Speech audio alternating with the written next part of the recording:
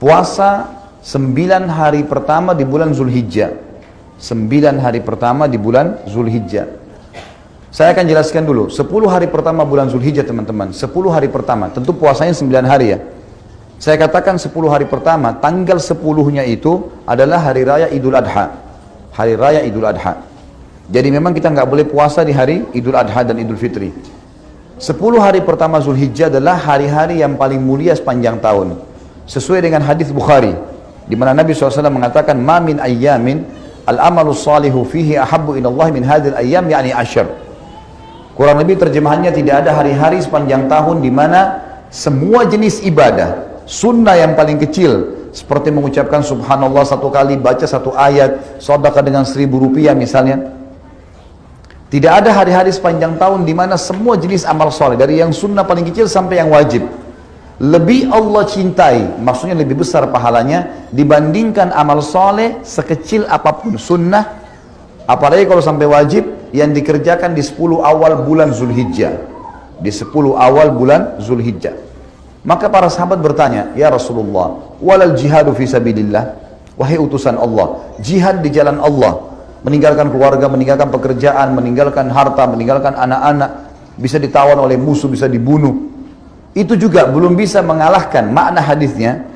Amal sunnah sekecil apapun yang dikerjakan di 10 awal bulan Zulhijjah. Jawaban baginda Nabi SAW, walal jihadu fi sabilillah.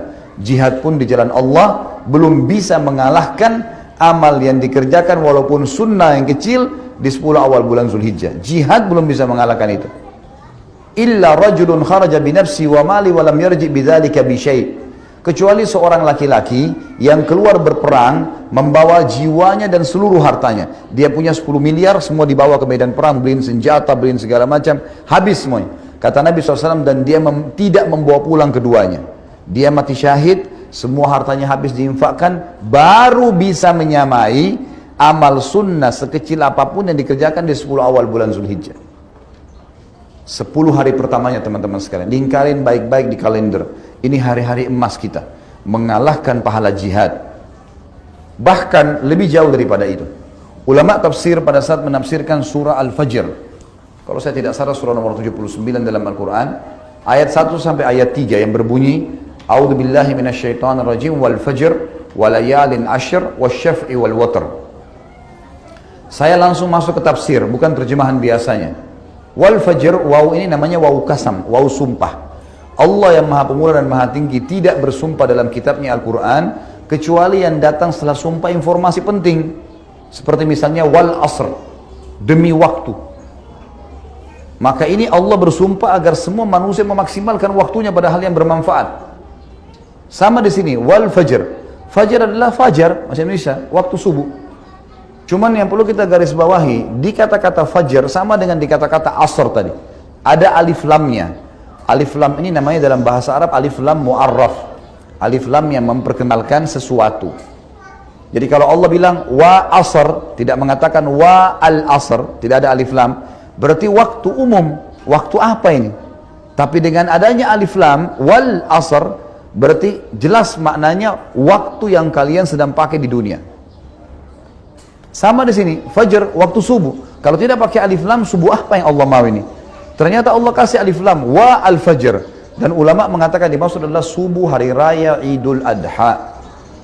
Dan ini menandakan teman-teman disepakati oleh jumhur ulama, Idul Adha lebih afdal daripada Idul Fitri. Yang ramai di Indonesia apa? Idul Fitri.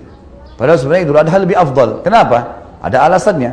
Idul Fitri, habis sholat Idul Fitri kita nggak ada ibadah khusus. Yang mau silaturahim keluarga, mau tidur, mau rekreasi, tempat-tempat yang dihalalkan, itu boleh-boleh saja.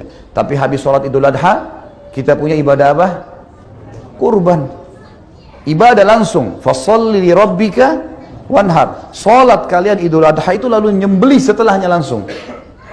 Makanya ulama mengatakan dari ayat tadi yang saya baca ini, fasholli li rabbika wanhar, dikatakan paling afdal setelah Idul Adha langsung sembelih. Itu paling besar pahalanya. Walaupun kita punya kesempatan 4 hari. Hari Idul Adha dan hari Tasyrik 11, 12, 13 dari bulan-bulan Hijriyah, dari bulan Zulhijjah itu. Baik teman-teman sekalian, Allah mengatakan setelahnya walayalin ashr. Waw ini Dalam bahasa Arab namanya waw ataf. Ataf itu fungsinya dalam retorika bahasa, dalam grammar bahasa Arab, dia menyambung hukum paragraf sebelumnya. Jadi sumpah Allah di ayat pertama tadi, demi waktu subuh Idul Adha, kejar jangan sampai ketinggalan sholatnya dan kurbannya ya, gitu loh. Dan kata Allah, layalin asyr, kejar juga, layal jamak daripada laylah, malam-malam, asyr 10. Maksudnya kejar juga 10 malam berturut-turut sebelum Idul Adha itu. Di sini teman-teman sekalian ada ulama tafsir yang mengatakan dari ayat ini bisa disimpulkan kalau 10 awal bulan Zulhijjah malam-malamnya menyaingi bahkan mengalahkan fadilah 10 akhir Ramadan.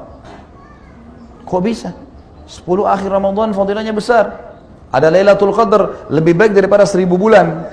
Apa jawaban para ulama? Kalau di 10 terakhir Ramadan kita disuruh kejar Lailatul Qadar yang lebih baik daripada 1000 bulan, hanya 1 malam dan di malam-malam ganjil saja. Di sini di 10 awal bulan Zulhijjah Allah suruh mengejar setiap malamnya. Walayalin asyr, kejar setiap malamnya itu sebelum subuh ada dengan sholat malam. Dan di sana lebih baik daripada 1000 bulan, di sini lebih baik daripada jihad. Sudah kita sebutkan tadi hadis Bukhari. Ini besar sekali fadilahnya. Kemudian dikatakan wasyaf'i wal watr, dan hari ke-8 juga hari ke-9-nya. Baik, beranjak daripada panjang lebar tadi saya jelaskan hadis Bukhari, tafsir surah Al-Fajr. Bukhari tadi yang tentang masalah fadilah lebih afdal daripada jihad ya. Surah Al-Fajr, kemudian masuk masalah kasus adanya ibadah haji. Ulama mengatakan 10 hari pertama Zulhijjah adalah hari emas muslimin, dan 9 hari pertama sebelum Idul Adha dianjurkan siang harinya puasa sunnah. 9 hari, karena fadilahnya lebih besar daripada jihad. Dan memang tidak ada penyebutan lafaz khusus masalah puasa, tapi hadis Bukhari tadi umum. Tidak ada hari-hari sepanjang tahun di mana semua jenis ibadah, kalimat semua jenis ibadah masuk yang sunnah. Apapun itu termasuk puasa sunnah di sini, kata sebagian ulama gitu kan. Jadi di sini 9 hari. Kalau teman-teman nggak bisa puasa 9 hari, misal ada udzur dan seterusnya, maka minimal jangan kehilangan tanggal 9 yang dikenal dengan hari Arafah, 1 hari sebelum Idul Adha. Ini kata Nabi SAW dalam hadis Bukhari Muslim waktu ditanya tentang fadilah puasa Arafah, beliau mengatakan bisa mengampuni dosa-dosa setahun yang lalu dan setahun yang akan datang. Bonus dari kita diampuni dosa kita teman-teman 700 ya sekian hari, sekitar 720 atau 30 hari. Kalau kita gabung 365 hari kali 2, ya kan, 720 atau 30 hari kita diampuni dosanya setahun yang lalu dan setahun yang akan datang. Ini bukan hal yang ringan ya, hanya dengan sehari.